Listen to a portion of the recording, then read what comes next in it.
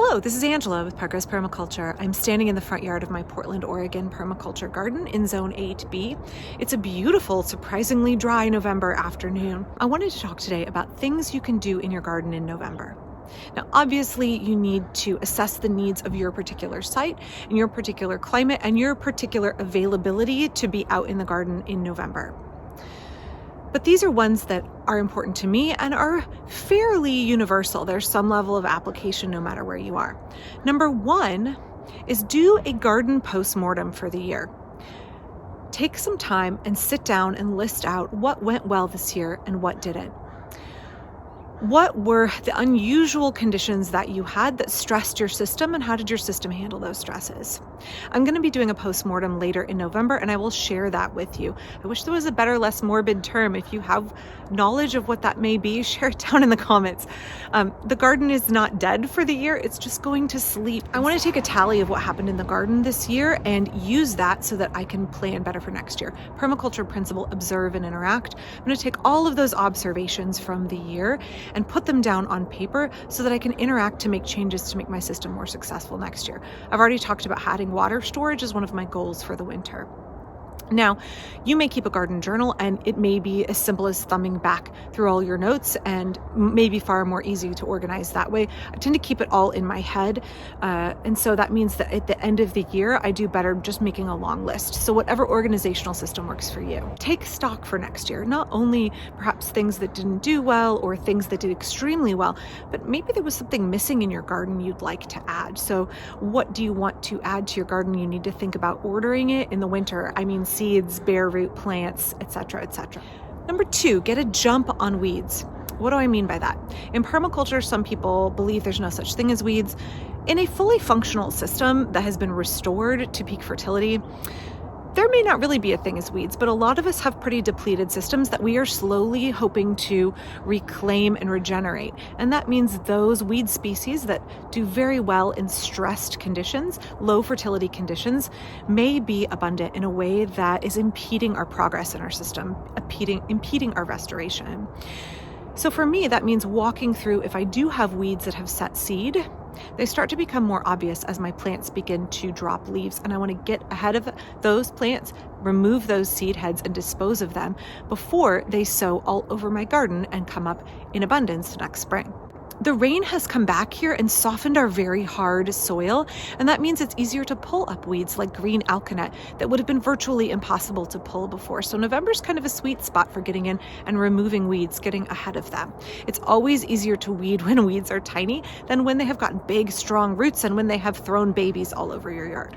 Number three, feed your garden beds. This may look different depending on the needs of your system, the maturation level of your garden, what you're willing to commit, what your timeline is. Some of us, like me, have soils that are really depleted of any kind of minerals, and we may be focusing on remineralizing our soil. You may have a landscape that was like mine when I first bought my house, absolutely no topsoil at all. And so a lot of people think well, you don't need to fertilize beds if you're into permaculture. You don't need to be top dressing with compost. But really, if you're trying to bring your system back up, if you're trying to help the land heal, you need to import fertility. That's just a reality. Or you can take a much longer approach. If you've got some decades that you can just chill out while you let your system slowly come back up, then you don't need to worry about adding extra compost or manure or rock dust minerals, etc., etc. But for me, I do top dress with some of that stuff, and I do work in rock dust minerals into my garden beds, particularly my annual veggie beds, because annual veggies are heavy feeders. I will also say this is a good time to add wood chip mulch. Here in a couple of weeks, when all of the leaves that are going to drop from trees, all of the deciduous trees are now denuded, that is a good time to be ordering wood chips from somewhere like Chip Drop, because it won't be mixed in with lots of leafy material. Now, if you want to add basically essentially instant leaf mold, now is a great time to be ordering wood chips from Chip Drop, because it'll be mixed in with tons of leaves. And you can basically spread all of that, and the leaves will break down in our rainy winters here. Again, maybe different where you are. Number four, think about sowing cover crops. Here it's mild enough that I can still sow them. Perhaps you live somewhere where there's snow already on the ground and it's frozen. Then maybe think about next year bumping that forward into October a little bit. But for me, this late in the year, it's not too late to be sowing cover crops if I want to do that in my annual veggie beds to protect them. It's okay in permaculture to have set annual veggie beds. Not everything has to be food forest design, and a food forest is not appropriate for every site. If you have your annual veggie beds that you have now stripped everything out of, you want to protect them for the winter, and cover crops are a good way to do that. Next is planting bulbs. I get this image in my head of Tasha Tudor out planting all of her bulbs in the autumn. For me, that's all of my flowering plants that I need to put in. Maybe I want to add some more daffodils. Maybe I want to divide the areas where I know my daffodils and jonquils have been spreading and start a new clump somewhere else. Maybe it means I'm thinking about those edible bulbs. It's not too late to get garlic in the ground. It's not too late to get your elephant garlic in the ground. It's not too late to get a round of shallots in the ground. Now, I do most of my shallots in the spring, but I do overwinter some as well. I know a lot of folks say that Indigenous Peoples Day / Columbus Day is the day to plant your garlic. You're not too late if you missed that date. You can do it anytime this month. Anytime, you're totally fine. Next is make a pruning plan for winter. I spoke in one of my recent videos about how I am struggling a little bit and I'm behind on a lot of things. I know that my winters are very busy and the sun sets here at like 4:30 in the winter.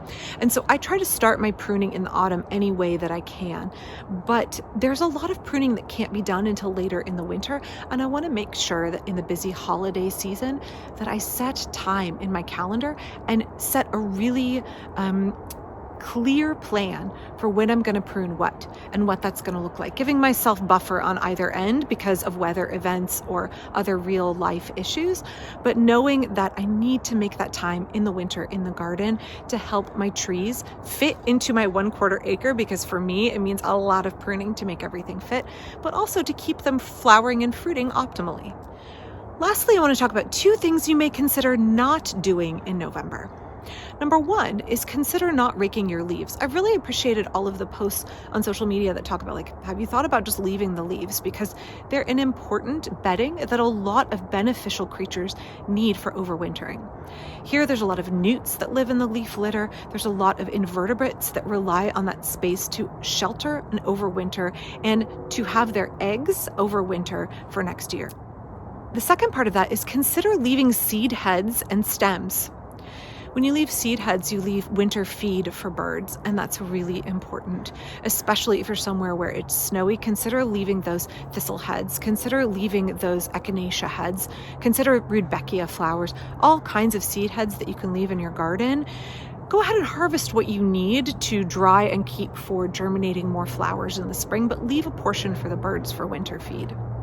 Along the same lines, consider not cutting back the stems so that those beneficial insects that reproduce and have their little babies hiding out over winter in those stems, they can continue to live safely. So I'm going to put some good resources down below about cutting back your perennials, how to do it, how not to do it, so that you can help make your garden a better space to conserve and foster and nurture wildlife. So thanks for watching. Today I'm starting to lose the light. It is close to 4:30 in the afternoon. I hope that you all can find time to spend in your garden in November, either doing those tasks that I just talked about that are so necessary, or just strolling around the garden and spending time with it. There is such an important meditative process I find in watching the garden on the downhill, watching it get ready to slumber, watching it kind of nestle down and get ready to hibernate.